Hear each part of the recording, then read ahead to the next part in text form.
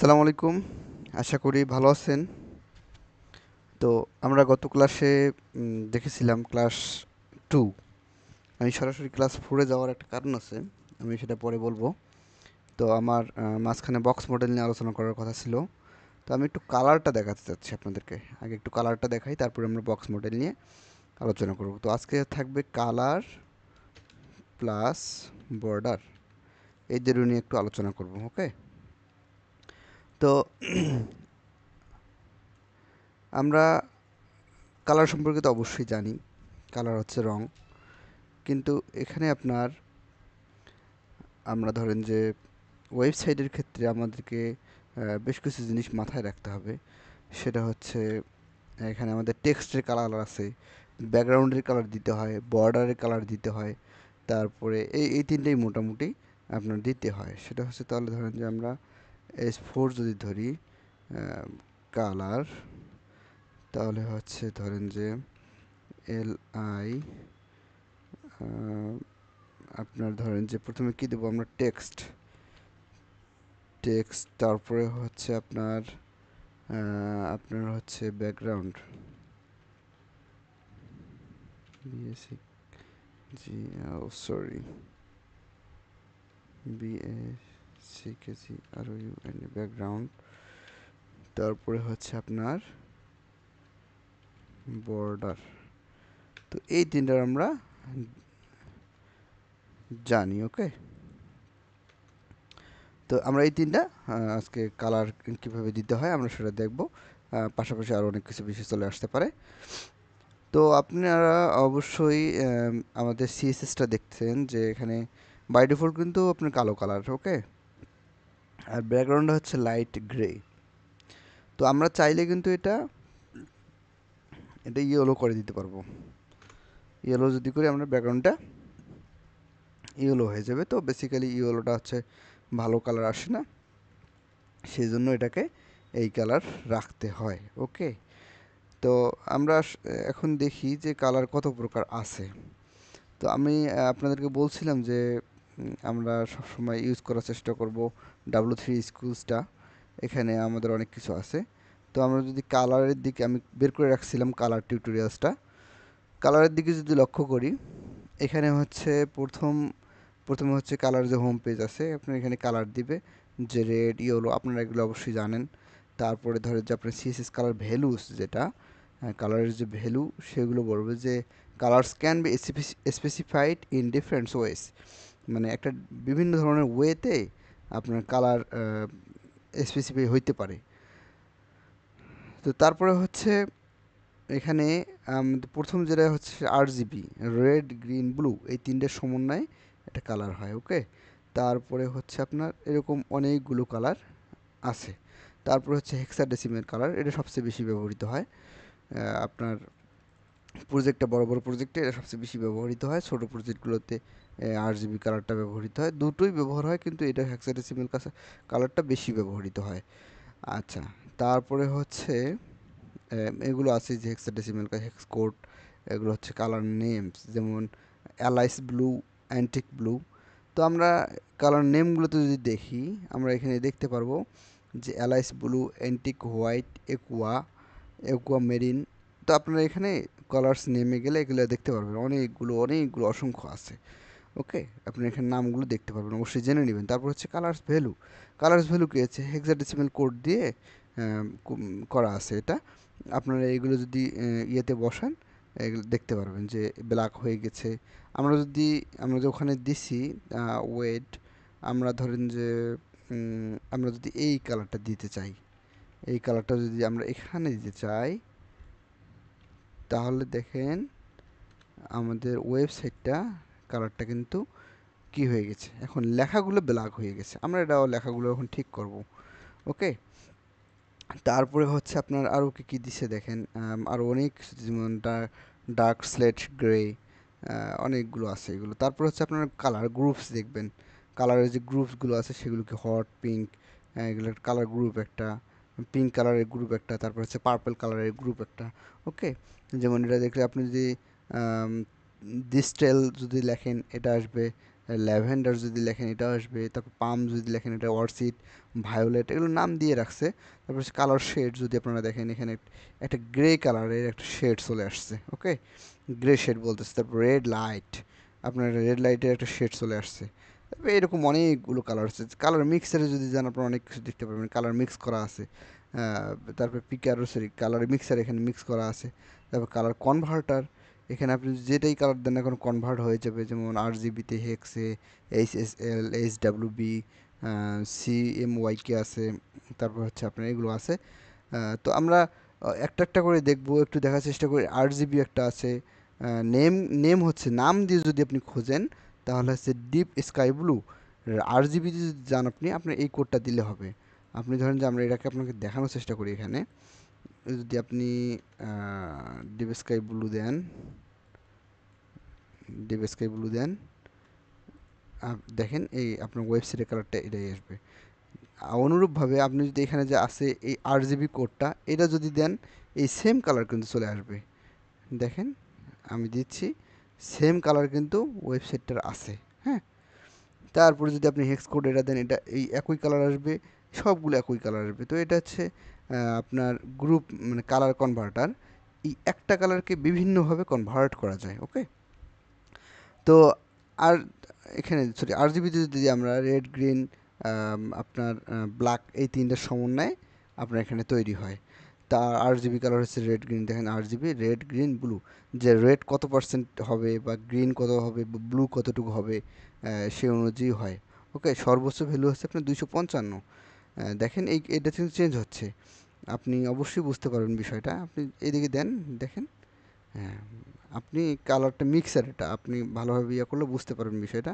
এটা কালো করে দেন, কালো করে দেন, তারপরে ধরুন যে এটা যদি এখানে দেন শুধু লাল হয়ে যাবে, ওকে, শুধু লাল হয়ে যাবে। আবার যদি এখানে দেন হলুদ হয়ে গেল। দেখেন কালার মিক্সার এটা। তারপরে হচ্ছে এটা হচ্ছে RGB কোড। তারপর হচ্ছে কালার হেক্স মানে হেক্সাডেসিমেল কোড। আপনি হেক্সাডেসিমেল কোড আপনি এভাবে করবেন, বানাইতে পারবেন আপনি এখানে। তারপর হচ্ছে 2B, তারপর এখানে হচ্ছে পি, এই যে এটা হচ্ছে হেক্সাডেসিমেল কোড, ওকে। তারপর HSL যে আছে, HSL কেবল HSL বা বলে হিউ স্যাচুরেশন লাইটনেস। আপনার যে হিউ আছে, যেটা আপনি hue is a degree on the colour wheel from 0 to 360 degree, এটা আছে। এটা আপনার আপনার এটা ইউ 360 ডিগ্রি অনুযায়ী হবে। স্যাচুরেশন হচ্ছে saturation can be described as intensity of colour, it is a percentage value from 0% to 100%। মানে এটা 100% অনুযায়ী হয়, আপনি কত পার্সেন্ট রাখতে চাচ্ছেন স্যাচুরেশনটা। কালারের যে ডিপ একটা কোয়ালিটি আছে সেটা, ইন্টেন্সিটিটা, লাইটনেস মানে কতটুকু ব্রাইটনেস হবে আপনার কালারের সেটা অনুযায়ী আপনার এখানে বলা হয়েছে। হ্যাঁ, তো আমরা আসেন এখন এখানে দেখি আরেকটু আছে, বর্ডার আছে। বর্ডারটা সম্পর্কে আমরা জানার চেষ্টা করি। আচ্ছা, বর্ডারটা সম্পর্কে একটু পরে আসি, আমরা এটাকে দেখি, ওকে। ওয়েট একটু, এটা এখানে দিলাম, এটা এখানে দিলাম, ওকে। তো আমরা দেখার চেষ্টা করি কালার। ধরেন যে আপনার আমরা একটা সেকশন নেই, সেকশন নিলাম, সেকশনের ভিতরে আমরা নিলাম ডট কার্ড। আপনারা অবশ্যই বিষয়টা খেয়াল করবেন যে আমরা ক্লাস নিয়ে কাজ করেছি আগে, আমরা আজকে আবারও ক্লাস নিয়ে কাজ করব। প্রথমে দিলেন যে ধরেন যে H1 কার্ড 1, ওকে। কার্ড 1-এর ভিতরে ধরেন যে আমরা একটা ইমেজ নিয়ে আমরা আগে কাজ করেছি, আপনারা অবশ্যই জেনে থাকবেন যে ইমেজের কি কাজ করেছি আমরা।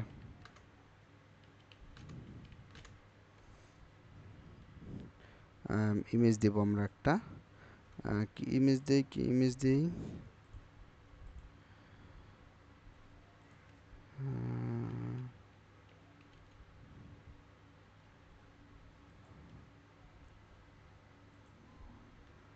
আমরা এখান থেকে এই ইমেজটা নেওয়ার চেষ্টা করি।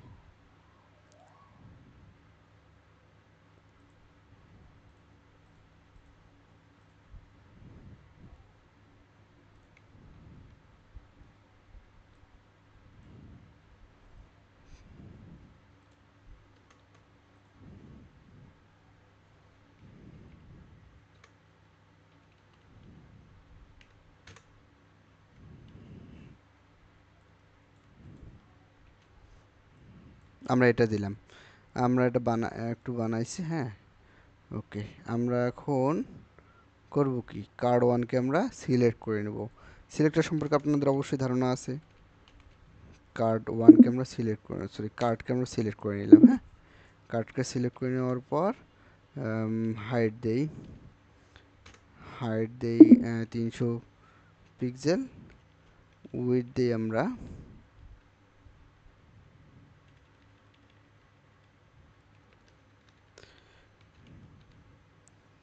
দিলাম আমরা 300 না, আমরা দিলাম 30 পিক্সেল করে দিই।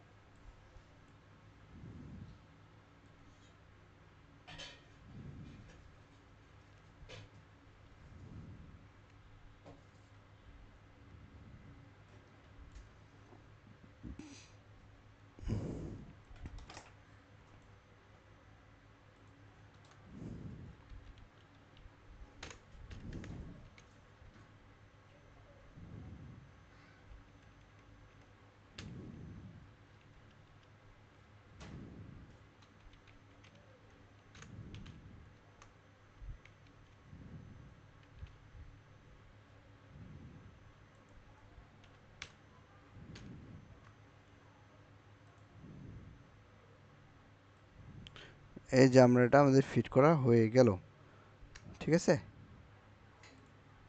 আমাদের এটা ফিট করা হয়ে গেল, হ্যাঁ। আচ্ছা, আমাদের হাইট আর উইডথ সেট করে দিয়েছি, সমস্যা নাই। তো এখন টেক্সট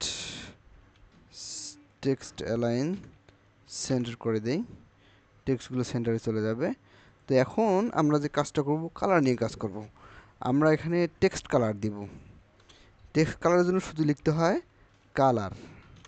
কালার লিখলে আপনি যেটা কালার দিতে চান সেটা, দেখেন আপনি বাম দিকে অনেকগুলো কালার চলে আসছে, হ্যাঁ। এই দেখেন কালার অনেকগুলো চলে আসছে, আপনি যে কোনো একটা কালার নিতে পারেন। তো এখানে আপনার আমরা যদি হোয়াইটটা নিই তাহলে কীরকম দেখাবে? ওকে, হোয়াইট নিলে সমস্যা নেই, কারণ আমরা ব্যাকগ্রাউন্ড কালার দিব একটা। তো আমরা এখন ব্যাকগ্রাউন্ড কালার দিব, আমরা হচ্ছে এখন ব্ল্যাক। ওকে, একদম ব্ল্যাক দিব না, আমরা একটু এই টাইপ ব্ল্যাক দিব। ওকে, আচ্ছা, এই যে হলো আমার এই কার্ডটা তৈরি হয়ে গেল, হ্যাঁ। এখন আমি ধরেন যে বর্ডার দিব, এখানে আমি বর্ডার সম্পর্কে বলছি না, আমরা কিন্তু কালার সম্পর্কে জেনে গেলাম। আপনারা ধরেন যে এখানে ব্যাকগ্রাউন্ড কালার, এটার ব্যাকগ্রাউন্ড কালার কিন্তু এটা চলে আসছে। তারপরে হচ্ছে আপনার কালার যে শুধু, সেটা হচ্ছে আপনার টেক্সটের কালার, কালার যেটা বলে শুধু টেক্সটের কালার। এখন আমরা বর্ডার নিয়ে কাজ করব। Border 2 pixel solid black. দেখেন আপনার বর্ডারটা কিন্তু চলে আসলো, তাই না?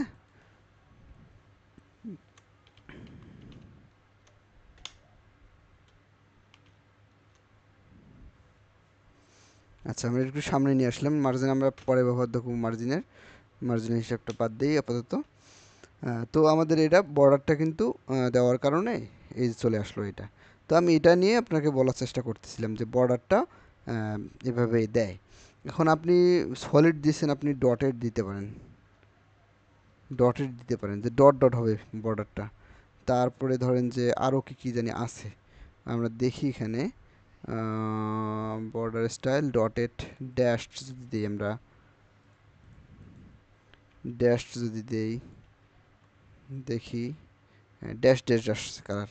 ওকে, আপনারা এখান থেকে অবশ্যই দেখে নেবেন। আমরা যদি গ্রোভ দেই তাহলে দেখেন যে কি আসে, গ্রোভ।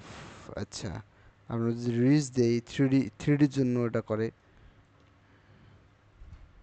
আচ্ছা, এগুলো হচ্ছে আপনারা একটু ইয়া করবেন, একটু পড়বেন, একটু কি বলছে এখানে, ডাবল ডিফাইন্স এ ডাবল বর্ডার। আপনি যদি ডাবল বর্ডার দেন তাহলে আপনার ডাবল বর্ডার চলে আসবে। কীভাবে? তো সরি, আচ্ছা, যাই হোক। তো এইভাবে আপনি দেখবেন defines double border group, defines 3D group, the effect depends on the border colour value. Border colour ভ্যালুর উপর ডিপেন্ড করবে। তারপরে ট্রিস, এগুলো আপনারা পড়বেন, পড়ে এগুলো দেওয়ার চেষ্টা করবেন। ওকে, আপনারা দিলে এইভাবে আপনারা অ্যাপ্লাই করার চেষ্টা করবেন। তো এই যে এখানে স্টাইল সব আপনাকে দেখাই দিচ্ছি যে কীভাবে কোনটা কাজ করবে। ওকে, তো এই হলো আপনার বর্ডার সম্পর্কে বিষয়াদি। তো আমরা নেক্সট ক্লাস করব, আমরা নেক্সট ক্লাসে আমরা জানার চেষ্টা করব ইনশাআল্লাহ। বক্স মডেলটা নেক্সট ক্লাসেই জানার চেষ্টা করব। ওখানে আমরা মার্জিন প্যাডিং, এখানে যে আমরা ধরেন যে আজকেই দেখাই দিই একটু। আমরা ধরেন যে এখানে যদি প্যাডিং দেই, সরি, প্যাডিং যদি দেই, প্যাডিং দেই 10 পিক্সেল, তাহলে ধরেন যে চতুর্পাশে দেখেন বর্ডারটা কিন্তু আরও বড় হয়ে গেল। তো মার্জিন যদি দেই আমরা, মার্জিন 20 পিক্সেল যদি দেই, তাহলে সেক্ষেত্রে হবে দেখেন কি ও চলে আসলো, সরে আসলো জিনিসটা। তো এগুলো নিয়ে আলোচনা করা হবে। তারপরে ধরেন যে এখানে যে বর্ডার দিলাম আমরা, বর্ডার রেডিয়াস যদি দেই, বর্ডার রেডিয়াস 15 পিক্সেল, দেখেন বর্ডারটা কিন্তু গোল হয়ে গেল। হ্যাঁ, আপনারা অবশ্যই জেনে থাকবেন এগুলো বিষয় নিয়ে। আমরা যদি 10 দেই, সে অনুযায়ী কাজ করবে। আমরা যদি 5 দেই, খুব সুন্দর হবে বিষয়টা, খুব সুন্দরভাবে কাজ করবে। তো এটা হচ্ছে আপনার বর্ডারের কাজ। ওকে, আমরা যদি ধরেন যে এখানে আমরা যদি কার্ড ওয়ানের ভিতরে আপনার পি এবং এইচ ওয়ানকে আমরা যদি প্যাডিং দিই, আমরা কি ইয়ে শিখছিলাম না, সিলেক্টর, আপনার ডিসেন্ডেন্ট সিলেক্টর, চাইল্ড সিলেক্টর, সেগুলো নিয়ে আমরা একটু দেখি। কার্ডের ভিতরে আপনার এইচ ওয়ান আর পি যে আছে, এটাকে আমরা প্যাডিং দেব।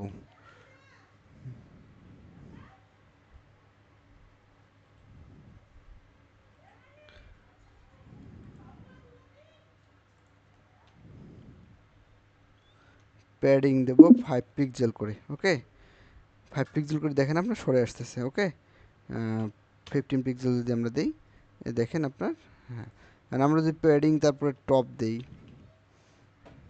শুধু টপ থেকে সরে আসবে। আমরা যদি প্যাডিং বটমও দেই, এখানে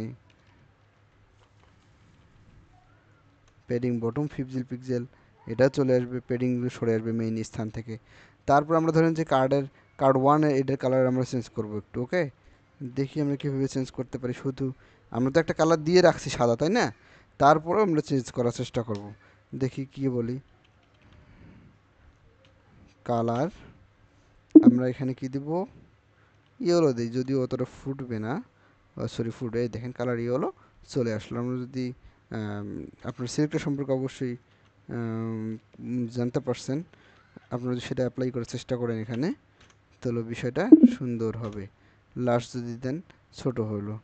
তারপরে যদি আপনি এক্সট্রা লার্জ দেন, দেখেন যদি এক্সএল, এক্স লার্জ, তাহলে দেখেন যে বিষয়টা ওই রকমই থাকতেছে।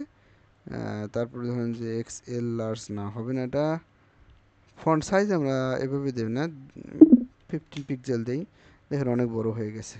হ্যাঁ, তো এইভাবে আপনারা অবশ্যই বিষয়গুলো জানতে পারলেন। তো আমরা এখানে আজকে কালার সম্পর্কে জানলাম, বর্ডার সম্পর্কে জানলাম, প্যাডিং সামান্য জানছি। আমরা প্যাডিং পরের ক্লাসে, নেক্সট ক্লাসে জানবো আরও। আমরা এখানে গত ক্লাসে যে শিখেছিলাম আপনার সিলেক্টর সম্পর্কে, ডিসেন্ডেন্ট সিলেক্টর সম্পর্কে, এটা জানতে পারছি, এটা আমরা জানছি এখানে। তো এইভাবেই আমরা আস্তে আস্তে এগিয়ে যাবো ইনশাল্লাহ। তো আশা করি আপনারা ভালোভাবে বুঝতে পারছেন। ভালো থাকবেন, সুস্থ থাকবেন। আসসালামু আলাইকুম।